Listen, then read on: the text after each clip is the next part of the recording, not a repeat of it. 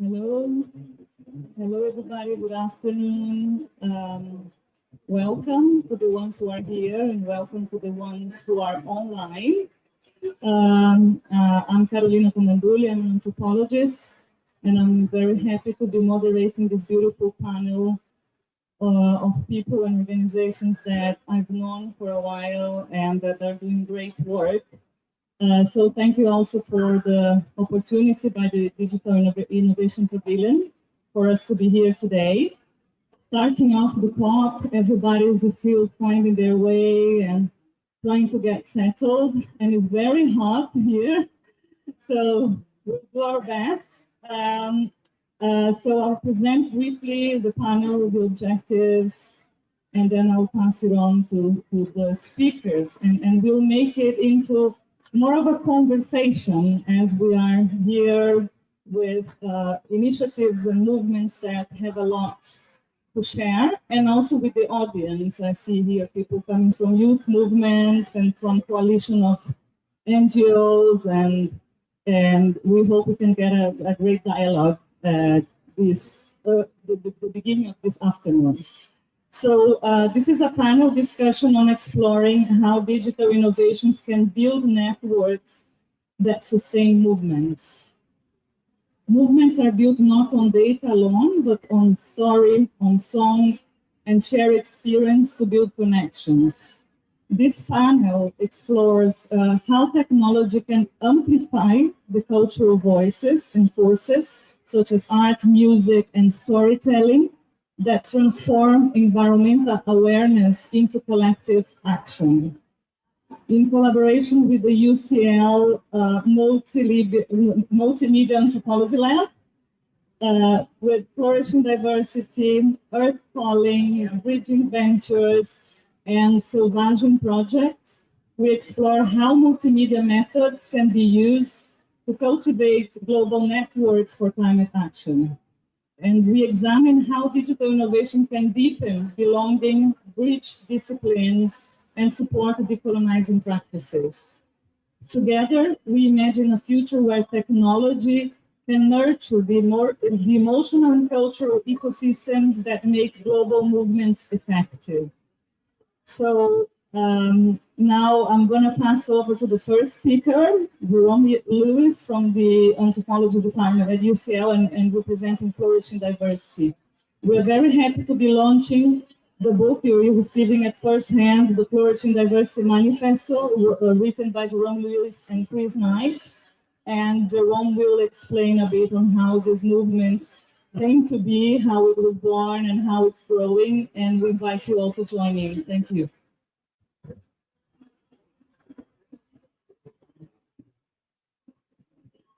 Well, good afternoon, everyone. Jerome Lewis here. So Flourishing Diversity is a way of trying to articulate the most important way that we can actually find a solution collectively to the huge problems facing the planet. As we're witnessing today at this important meeting, our governments are failing us. They are not providing the leadership or the actions which are required to really find solutions. And that leaves ordinary people, people like us, with a much greater role to play in trying to solve the climate crisis. And if we look at the world around us and we try to understand the way that people since time immemorial have cultivated and built their understandings of their local area, of the other species that they share that space with, we find that there's a very consistent form that it takes. In Europe and the West, we call it art. But in many, many places around the world, it's considered much more sacred. It's often called ceremony. And while it can include sculpture, painting, carving, it also very importantly includes music, dance, and ceremony. And these are the ways that people for millennia have cultivated their relationships with the land that they inhabit, the spaces that they dwell in. And in order to do that, we need to revitalize that among ourselves. It's something which we all enjoy. We naturally take joy from it. And this is a very important aspect of the message that Flourishing Diversity is trying to communicate, is that the path we have ahead is a hard path. And we can choose to walk a path with joy, with beauty, and with love, or we can choose to walk a path which leads to conflict, competition, and ultimately violence. And tragically, as the international community becomes less capable of addressing these issues, we move much more towards that dark path. But what we're trying to suggest here is that actually we need to mobilize at a local level to start walking this path of beauty, this path of joy, which taps into those very ancient and natural sentiments that all of us experience when we watch other beings flourish, when we watch our children grow, when we watch our plants in our garden produce beautiful fruit or flowers, when we watch our pets, our companion animals, enjoying life. That is a source of great joy, and these sources of joy are what we need to really tap into to sustain us in this very difficult period that is coming. And in order to do that at the scale that is required, we need to be mobilizing across cultures, across groups, across continents. And that's something which can tap into these very fundamental elements of human nature, but also can benefit from the innovations that we have created through our digital worlds and digital technologies. So it's important to understand that both the digital, the internet space is an important space to use, but it doesn't substitute for that in-person human connection, that shared experience that comes from, say, musical participation, or artistic appreciation, or the making, the process of actually doing those. And many of the people who I work and live with in Central Africa, they've developed very sophisticated ways, not just for singing and dancing, but for actually communicating their love and their joy at being present in their environment. And they have a very strong philosophy that when you do this, you make your environment happy. You share that joy with your environment because, of course, we are our environment. Our environment isn't limited, isn't something out there. It's something that's inside us. It's something that we are listed within. And if we understand that, then the experience that we have is also the experience the environment has.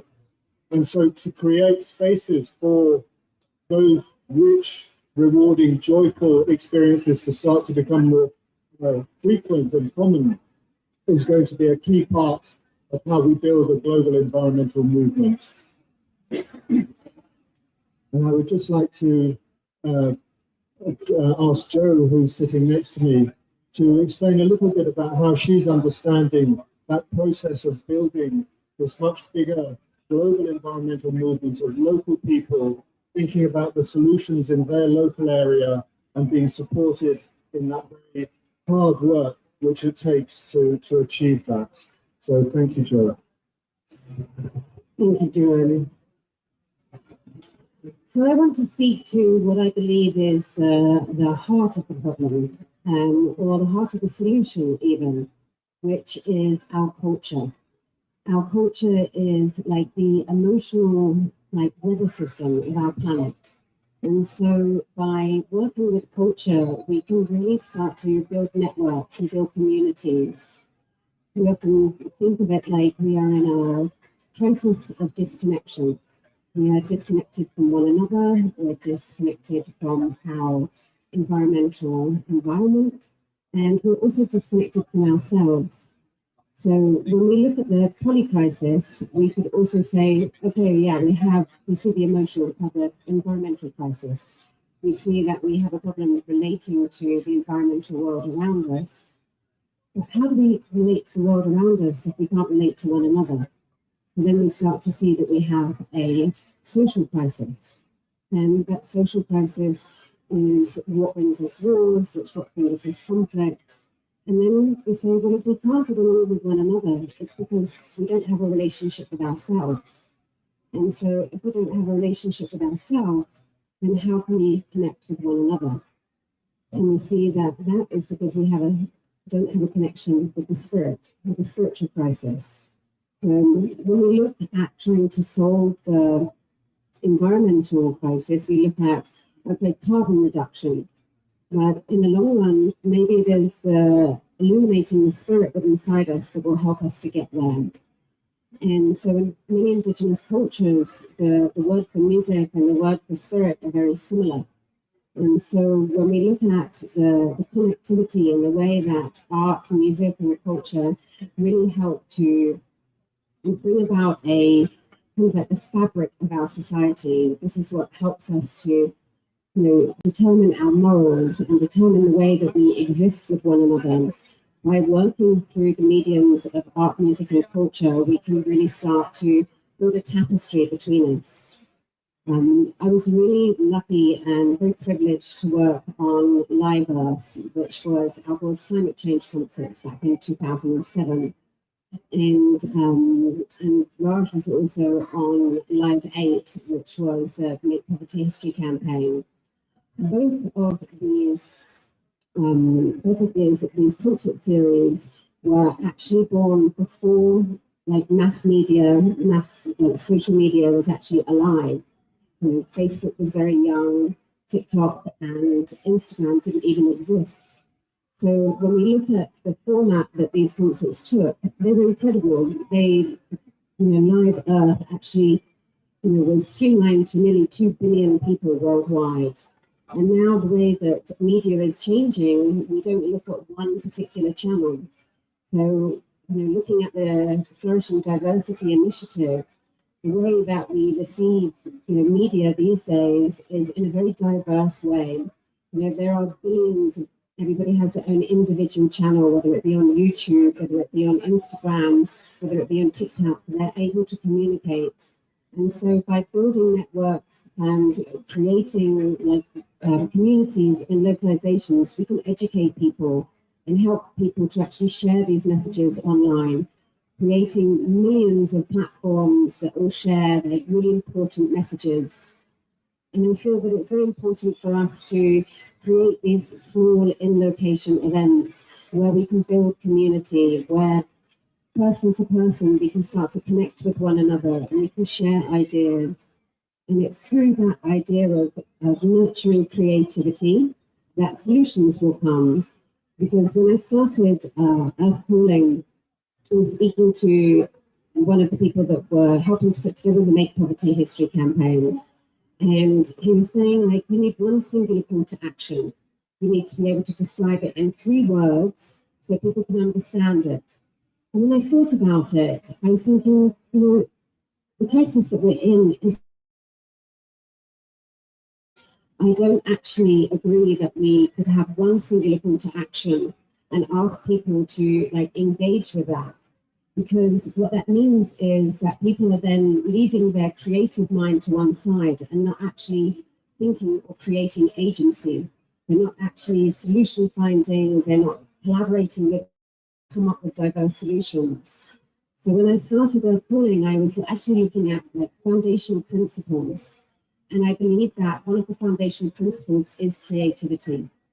Creativity is the generative quality of the universe.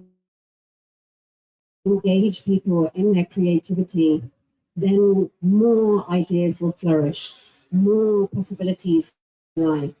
It's really about, in my thoughts, it's really about safety. It's about how do we create safety with one another, and how do we build networks where people are, they feel encouraged to actually share what they know, share what they're seeing, and they feel held in that. And then they build relationships with one another so that they can speak about the idea of these like flourishing solutions. So Earth Calling launched this year, and we're starting the pilot in Los Angeles where we're actually giving grants to environmental creatives to help them to build events in their location. And as we start to then build more chapters around the world, we will look to then scale that and then bring about larger festivals and concerts, but really bringing it from the grassroots up, as opposed to it being from the top back down, as opposed to having one solution and then trying to disseminate that solution. We want to engage with the grassroots organizations, the grassroots creatives, and then bring those ideas up onto the platform. So I think that we all have a role to play, and I see that the role of the digital and the media world is really about connectivity. So we can connect person to person in place, but what we've been given the opportunity with the Facebooks, the Instagrams, the TikToks, the mighty networks, is to be able to take those information, to take those relationships and really send them far and wide into the world. And I believe that by doing that and actually learning from some of the indigenous communities that we see, the communication isn't just person to person. It's also back to the place. It's back to the relationships with the rivers, with the trees around us.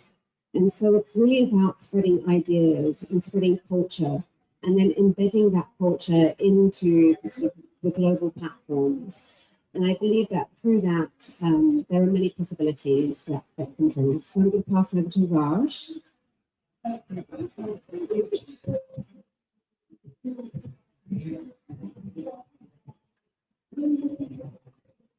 Hi everyone, my name is Rajiv Joshi. I'm Scottish Kenyan Indian, and lovely to be here at COP30. And how many of you feel that you're part of a movement or have ever felt part of a movement? Yeah? Which movement? Which one? Climate movement? Any other movement? Life? Movement for life? I like that. All life, all life. Yeah.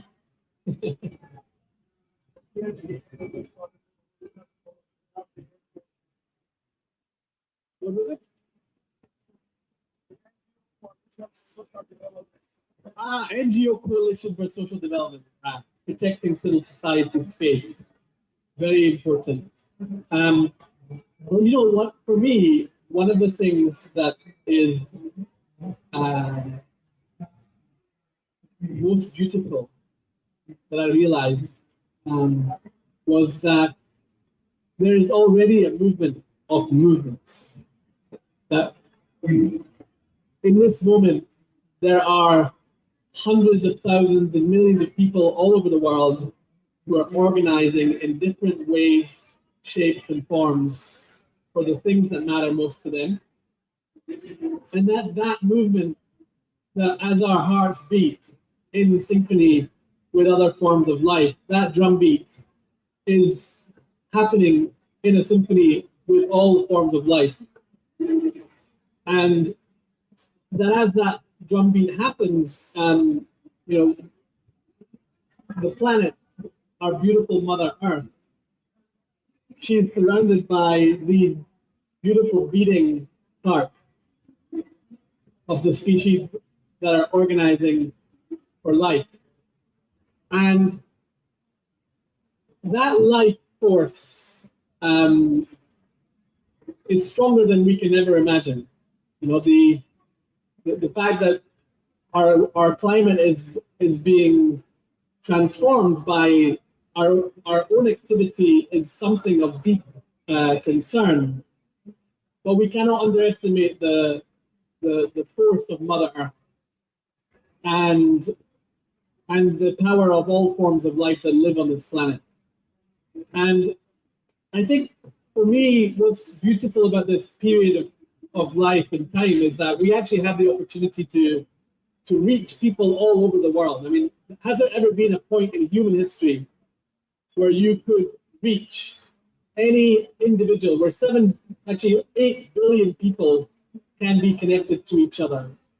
I don't think we've quite yet unleashed the capacity of organizing people at the scale that we need to. And if you look at the challenges we face today with the forces, political forces that may wish to tear our world apart, there are new ways to reach people's hearts. And I think we have to embrace technology as a part of the solution. Technology alone cannot save us, right? We know that. We need to change our system. Our system is to transition from an extractive system, which has taken from people, taken from planet, and in that process has created deep wounds of colonization, of intergenerational trauma, of hardship, of massive inequality. We have to transition toward a regenerative system, which is giving more than it takes from people and our planet. And we have to stop choosing and picking and choosing from our economists. Even in Scotland, we had an economist called Adam Smith, who we used to design our entire economic system. But before he wrote the book Wealth of Nations, he wrote a book called The Theory of Moral Sentiments, in which he wrote how selfish soever a man may be supposed, there are evidently some principles in his character that interest him in the fortunes of others and render their happiness necessary to him, though he gains nothing from it except the pleasure of seeing it. So he was talking about love and joy before he talked about the invisible hand. And I think I would invite us to reimagine the economies of the future, reimagine how we organize our movements, reimagine what it means to be the change we seek to make in the world, not just to make change, but to make the regeneration, and to remember that change really begins from within us, within our hearts, within the way we relate to ourselves, and then it echoes to the way we relate to each other and to other forms of life. And then that echoes to the wider system and the ecosystem on which all life depends. And so inside of that framework, we can start to think about how do we organize in new ways? How do we become more conscious of the different roles we play, whether we're activists, indigenous leaders, systems builders, academics, philanthropists.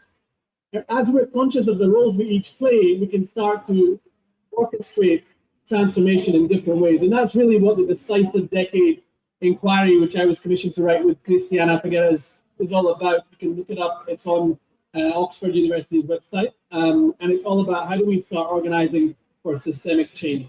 So very honored to be here. Thank you. I'm going to pass to my distinguished colleague. Yeah, if I may just, before moving to a much more local perspective, very grounded indigenous perspective that Christine will take us. Just a moment of reflection on some of the, the principles that are behind these beautiful talks from these people living in different parts of the world of the world, but in the global north, and working in urban environment, but also working with movement, with change, with technology. So we are bringing here principles of collaboration instead of competition, principles of multicultures or diversity instead of monoculture practices or thinking. We are bringing back love as an important fundamental aspect to be alive and motivate yourself instead of nurturing feelings of anger and despair. And the feeling of and the principle of sharing instead of being selfish. So these are all work that is being done, and there is a lot of thinking on it, thinking on this diversity, thinking of these principles I've been talking about, but it's so important as well to act. So these ideas are not just for debate, they are for inspiration, for action. And in that sense, we can all act under those principles in our own environment, be it an urban environment, be it in the field or in a forest. So everybody has the potential to act. And as Joe was saying, creativity, art, creativity is really important. We need to reimagine the future. We need to reimagine the now. We need to reimagine the world because as it stands, we are close to collapse. So, and everybody is important, and youth is really important. So let's embrace values that can aggregate and not push people away. And with that, I would like to pass it on to Christine Taqua. She is the coordinator of the Living Schools, and she is part of Selvagem. Selvagem is a project that started in 2019, promoting shared dialogue, promoting debate between indigenous knowledge and scientific knowledge. And so it started promoting the dialogues and publishing books written by scientists and indigenous peoples, and then publishing videos and sharing generously all that content for free.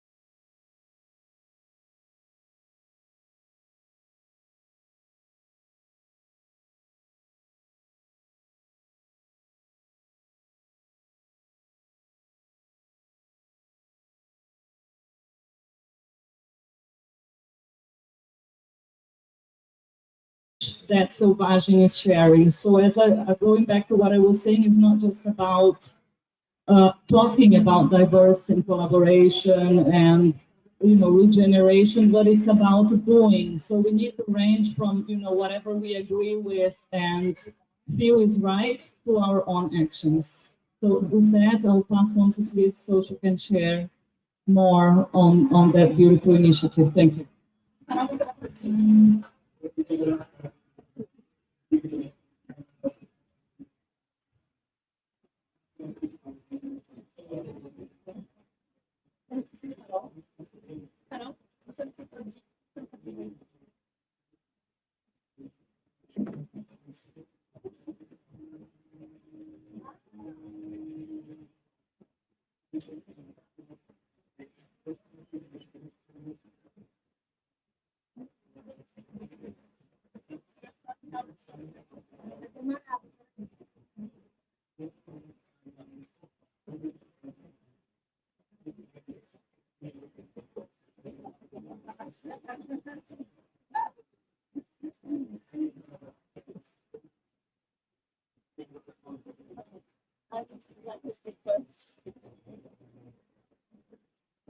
Boa tarde a todos, meu nome é Cristina Itaquá, eu venho de uma floresta chamada Inherê, que é a Mata Atlântica. Hello, everybody. Her name is Chris Itaquá, and she comes from a forest called Niera, that means Atlantic Forest. Eu sou do povo Machacali, de Minas Gerais, mas vivo em terra Guarani, que é a parte da minha família. She is from the Machacali people in Minas Gerais, but she lives in the Guarani land, which is the land of her family. E queria compartilhar um pequeno pensamento dentro, né, dessas falas que cada um de vocês trouxeram. And she wanted to share a small thought based on all the talks that have been said before her. Na floresta existem muitos códigos que são como inteligências naturais que durante muitas e muitas gerações as nossas avózinhas nos ensinaram. In the forest, there are many codes that they are like natural intelligence that many of our grandmothers and grandfathers have been sharing. Esses códigos muitas vezes não são transmitidos só por humanos, mas as formigas mostram, as nuvens, as abelhas, vários seres que habitam na floresta, eles emitem sinais. These codes are not only transferred by humans, but they are also transferred by ants, by the clouds, by the trees. They all share some of those codes that are coming from the forest. Mas com todo o processo da colonização do Brasil, que foi muito violenta, foi tentada muitas vezes adormecer as nossas memórias. But with all the process of colonization that Brazil has been going through, all these sort of memories, they have been dormant. They've been, that has been a project to make all those memories sleep. E essas violências atravessaram profundamente os nossos corpos e os nossos territórios também. And those violences have been passing through our bodies and our thoughts as well. E por isso, essas inteligências naturais, elas passaram a se desconectar do convívio da comunidade, das comunidades. And with that, this natural intelligence has been disconnected from the people and the society. E por isso, nos últimos anos, eu venho coordenando um projeto que eu chamo de Escolas Vivas. And that is why, for the past years, she has been facilitating, coordinating a project that she calls Living Schools. Que é um processo que eu chamo de acordamento das memórias. That is a process that she calls to awakening the memories. Porque memória não se mata, não queima, não morre. Because memory you cannot kill, you cannot burn, it doesn't die. Mas quando ela adormece, às vezes se torna muito difícil de vê-las, de enxergar no nosso território. But when these sort of memories they become dormant, it's harder for those memories to be seen in the territory. Eu acredito que a avó da avó da avó da avó da avó de nós todos aqui não tiveram como princípio na vida as letras e os números. Please believe that the grandmother of our grandmother of our grandmother of our grandmother of the grandmother of all of us here, they didn't have the principles of the letters and numbers. Essas inteligências naturais que sempre foram o sentido da nossa vida, hoje dialogam com as inteligências artificiais. These natural intelligences that were always the principle of our lives, they dialogue with the more artificial ones today. E assim, nos últimos anos, a gente começou a caminhar junto com a Selvagem, que é uma associação na qual eu faço parte, junto com outro coletivo. And through that, over the past years, she has been working together with Wild. Wild is an association that she is part of. Buscando apoios e medidas de criar como uma rede de cuidados para que as escolas vivas consigam se fortalecer e acordar essas memórias. Seeking support and allies, so this network of living schools can feel stronger and be strengthened and continue alive. E através das artes, através do diálogo com as plantas, do diálogo com várias formas de vida, a gente vem assistindo dentro de 5 coletivos. and through arts and music and different forms of living. And they've been observing within 5 different collectives. Dentro desses coletivos aqui da Amazônia, Runicuim, Banil, Tucano e Machacali, Guarani, Collectives that are from the Amazon, but also from the Atlantic Forest, Runicuim, Tucano, Machacali, Guarani, and Banima, Guarani.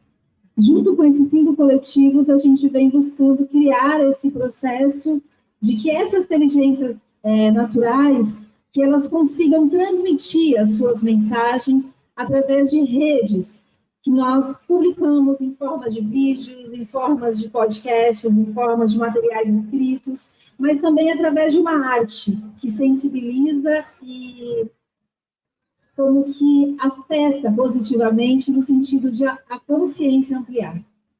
These 5 different groups, these 5 different living schools, they have been trying to connect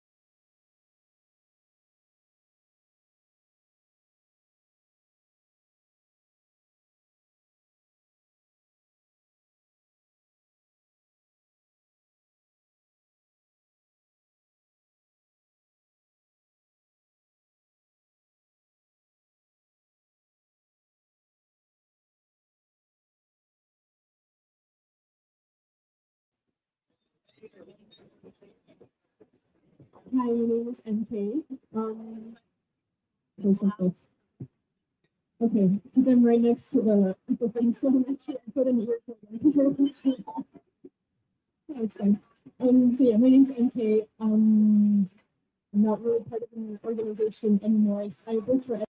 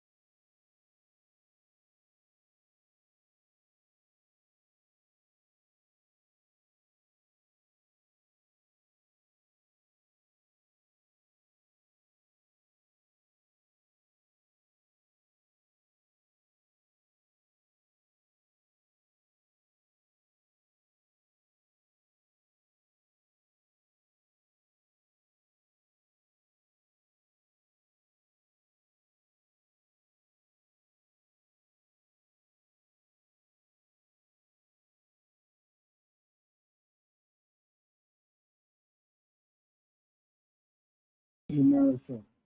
And that is actually where we need to focus the energy. What we can get from Indigenous communities is very clear indications of the ways that you can create that bond with the land you inhabit. And it's those pathways, and as a musician, I'm sure you appreciate that once you start making music with the land and with the other creatures that inhabit that land, the more than human, you start to develop a deep love and connection to the land yourself. And I think that that is what we need to focus on, is creating that connection. We can be inspired and learn so much from Indigenous communities, but we also need to respect that their history is one of terrible violence, and it's a violence that maybe some of our ancestors were part of. And from that point of view, we need to always be very careful and respectful and not appropriate, just taking, but really do it in a conversation, in an exchange, a process of discovery, which is geared and anchored in the land that we inhabit and the places we inhabit. And I would really recommend, if you have a look at this book, it's all about how we can try and do that in the places that we have influence over, that we are responsible for, and that in fact is the mass movement that has to happen. And I don't call it Indigenous because I don't want to colour that terrible history and this somehow diminish the awfulness of what has happened. But at the same time, those are the key principles that we really can seek a lot of guidance from in that process. So thank you for a courageous question. Thank you for your question, and I agree with a lot of what Jerome has been saying, and I think that there's two things that I feel that is important for us in Western culture. And the first one is humility, is to have a sense of humility with how we approach the situation, is to understand, where we found ourselves. And I think that some of that is like understanding, as we say, like in many of our bloodlines, particularly in the West, we've actually contributed to how we find ourselves where we are today. So the second one is actually grief, and understanding that like the grief and where we find ourselves in the situation we are in today. And then how do we use creativity to transform some of that and actually speak to the more than human, the visible, the invisible worlds, and actually be able to come forward using our creativity, transforming our grief with humility in the way we connect. So I honestly believe it's like a way forward as opposed to a way back, what we're looking for, because we cannot transfer back to when, I'm English, so when we were pagan, when we did have rituals with the land, we cannot unforget what we know, which is like part of who we are today.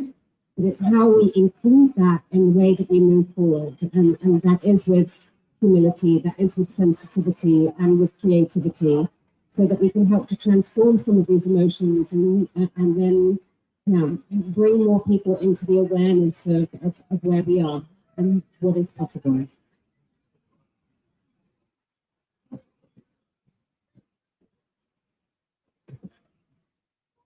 For me, sometimes I feel a little discombobulated as a Scottish Kenyan Indian. My mother tongue is Gujarati, and I speak Gujarati, and I grew up speaking a little Swahili. I understand the Scottish accent. But for me, this question, if you look at the word remembering, right? I think part of this is about remembering. And when the word to remember is also about reconnection, reconnecting to who we are and what we have, what is in us, and honoring within us our ancestral connection, honoring not just our blood ancestors, but also our spiritual ancestors, and honoring other forms of life, and recognizing that it's about not the land belonging to us, but that we belong to the land. And those of us who are a little discombobulated may belong to many lands.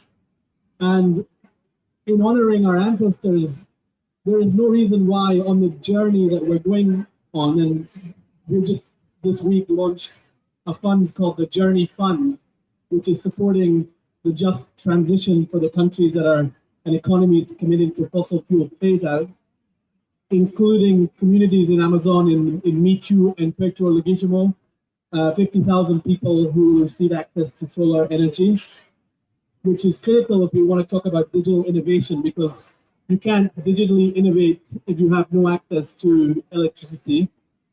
And so that will displace 38,000 tons of fossil fuel imports, which is a critical part of the transition. It's interesting to see that economies like Colombia, Belém, and others have committed to phase out fossil fuels. Actually, the global south is leading the way on this transition.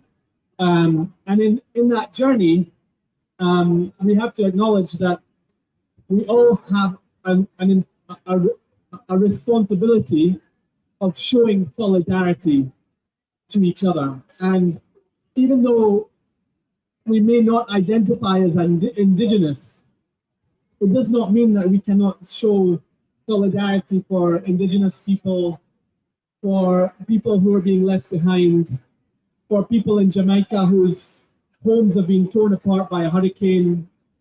And part of the opportunity for us in understanding how do we harness the power of culture is to remember that culture is what binds us together.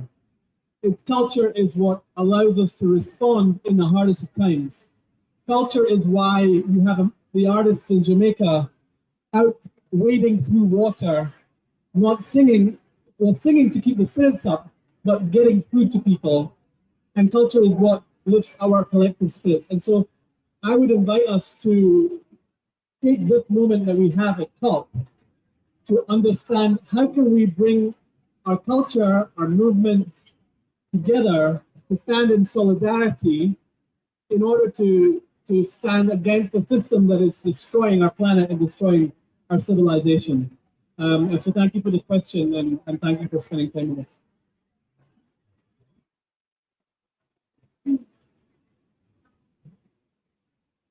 Essa pergunta ela é bem profunda, né? Porque ela faz cada de nós pensar. Essa pergunta é bem profunda porque faz cada de nós pensarmos sobre nós mesmos. This question is very profound because it makes all of us to think about ourselves. E essa reconexão, né?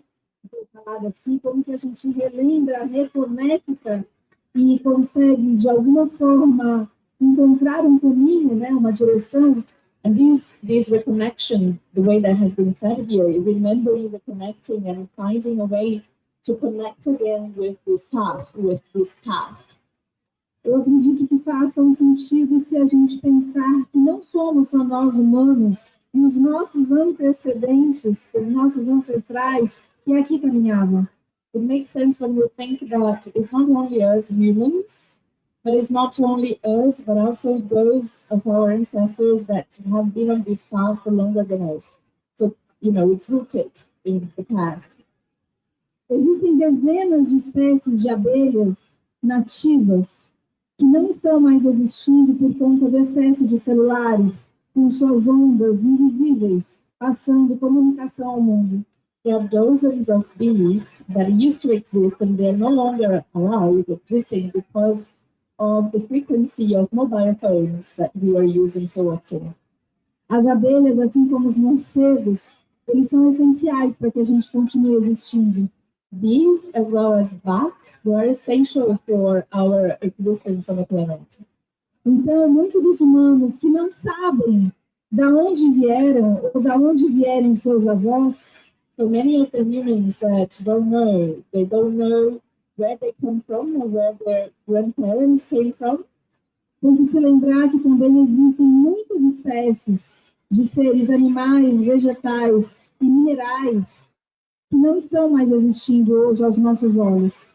We have to remember that there are many other beings, human beings, natural beings, mineral beings, animal beings, that they used to exist, but they are no longer living with us.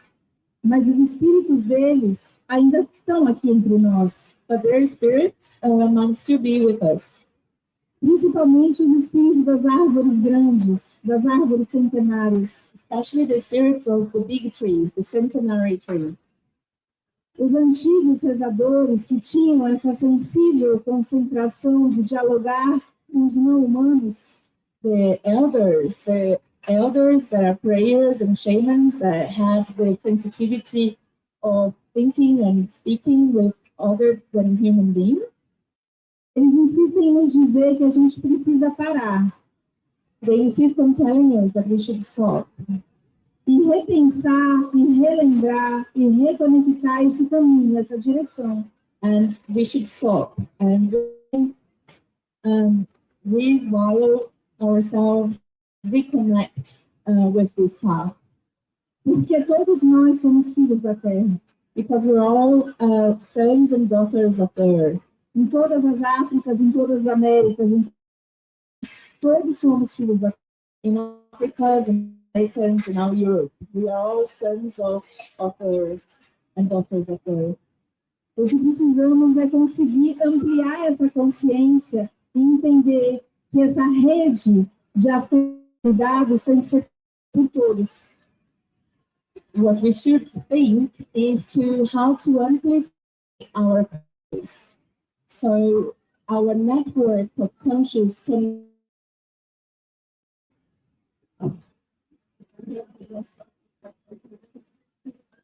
So this network of affection and care can be connected with each other, flowing with each other.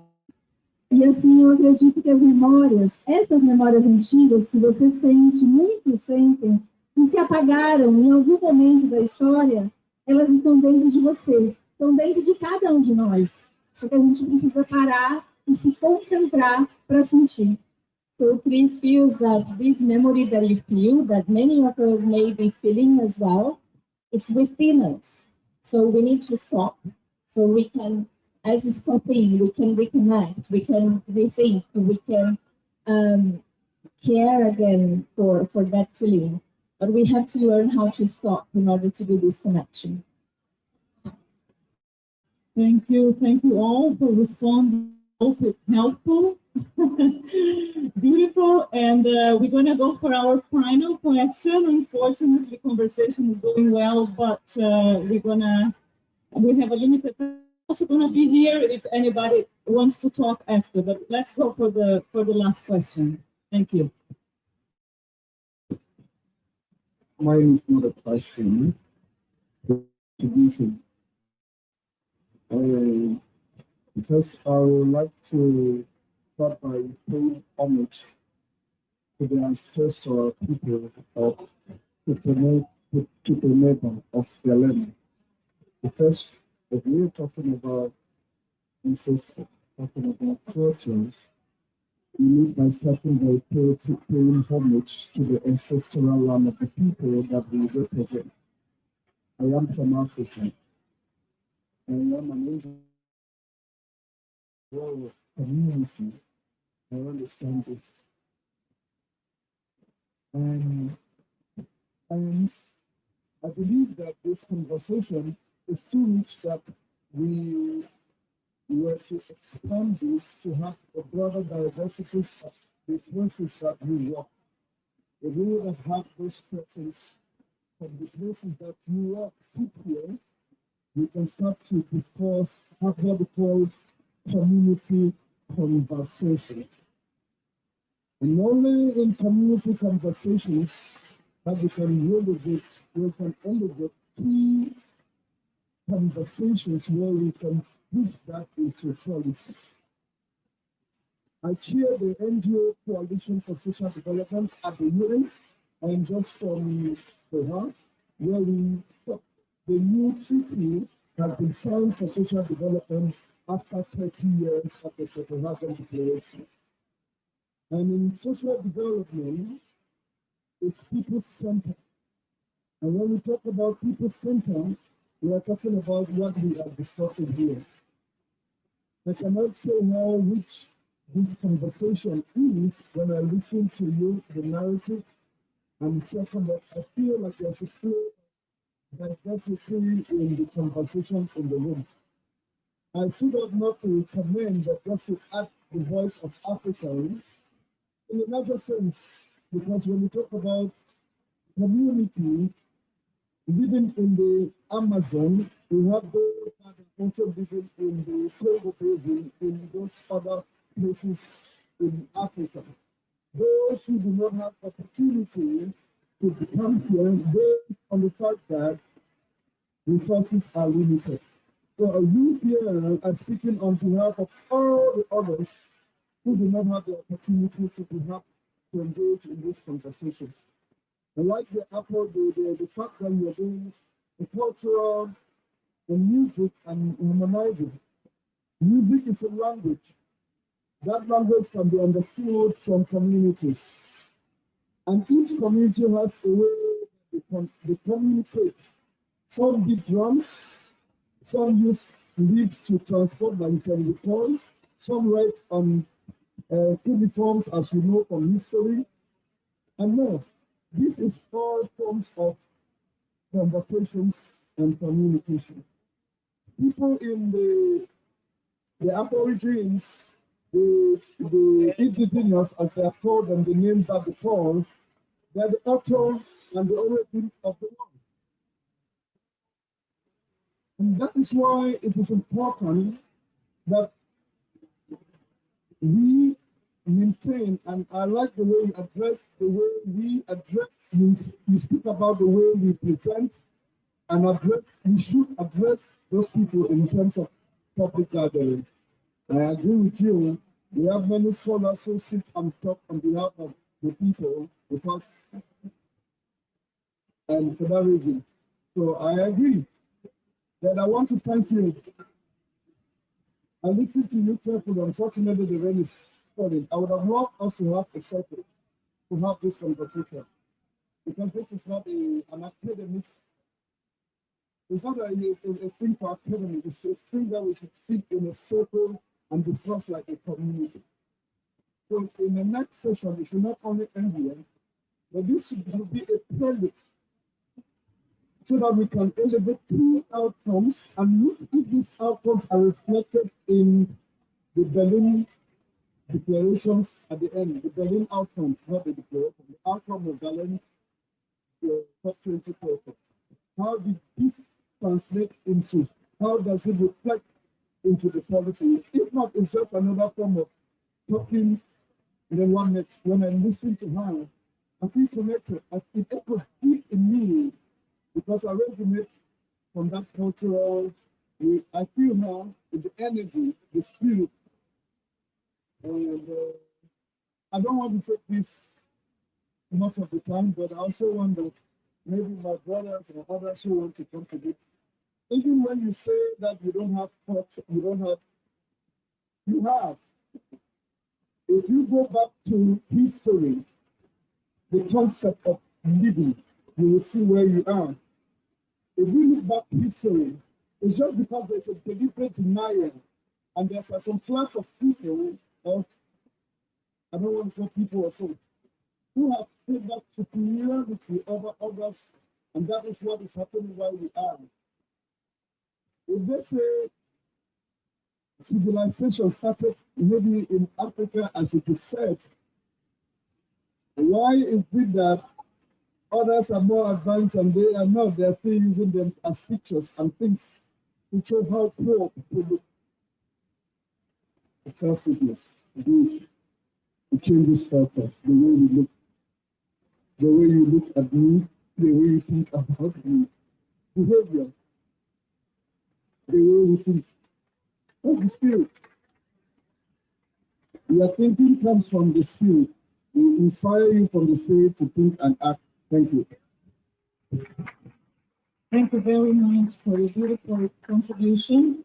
Unfortunately, we have to close very soon. I don't know if the panelists want to give a final word. And then we are here available to chat. Okay? Thank you. Well, I'd just like to thank everybody who's made this event possible and all our audience for attending. It's been a really very beautiful experience to hear so many different perspectives. And I'm sure that in this room there are many more perspectives that deserve hearing. And I'm very sorry that we don't have time for that right now. But I urge you all to be as aware and connected with your places as is possible, to find your particular way of communicating with those more than humans. Where in your heart are you guided to sing, to make music, to dance, to sculpt?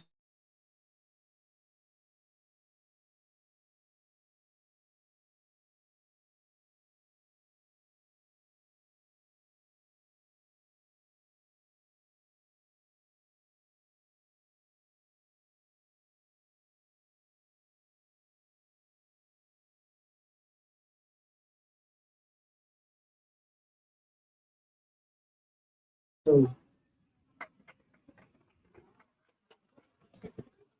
just to say, I think this is not a movement. I think the idea of a movement is a process, and hopefully we can continue the conversation with our colleagues in UCL and our colleagues from the Paris and the school. I think is a beautiful example of how to share wisdom and intergenerational processes. So there's a lot to learn. I hope we can continue the conversation coming out of this, and we'll all be milling around for a few more minutes.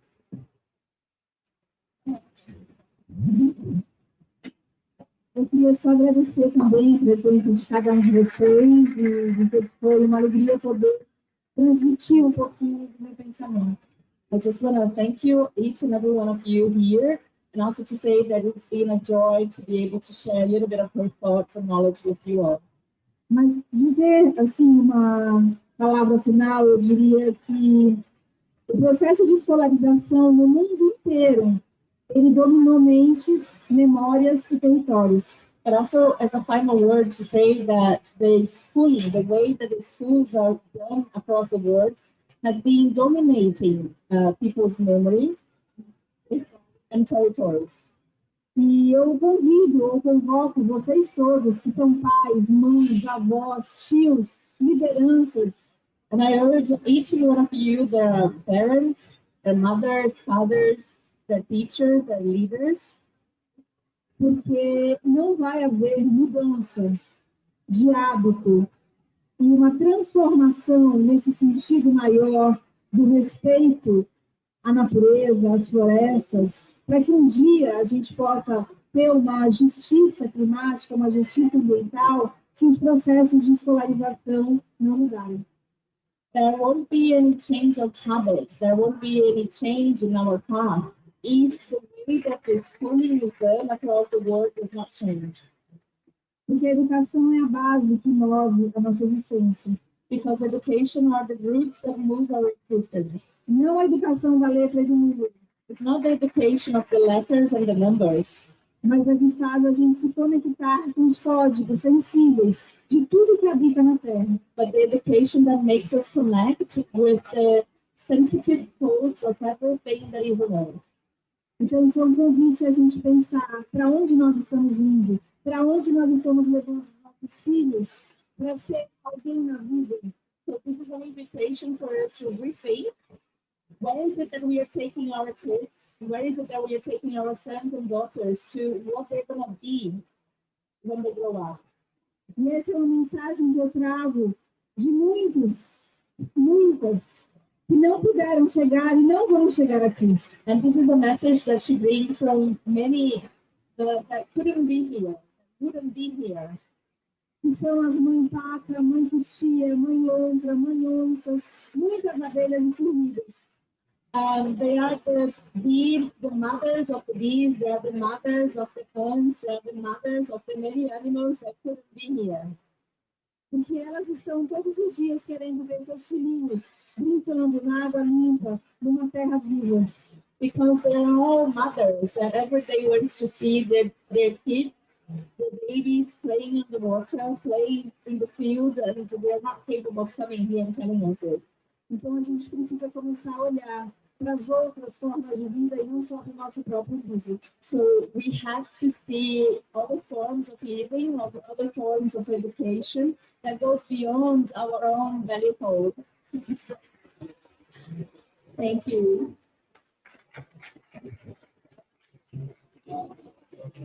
So I just wanted to share one final word, and like we're presenting at the Digital Innovation Platform on the Networking Day, and I truly believe that community, building these networks, building these relationships is why we come to COP. We want to connect with like-minded individuals to get new ideas and then to put them into action into the world.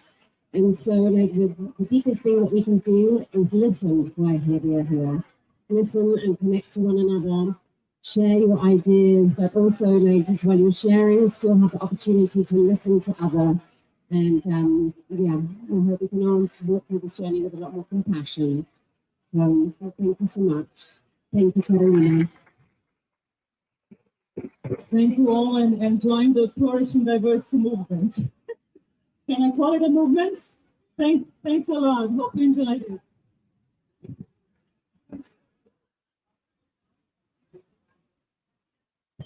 Please take as many copies of the books. If you have friends who might enjoy it, please take them with you. Take a bag and spread the word.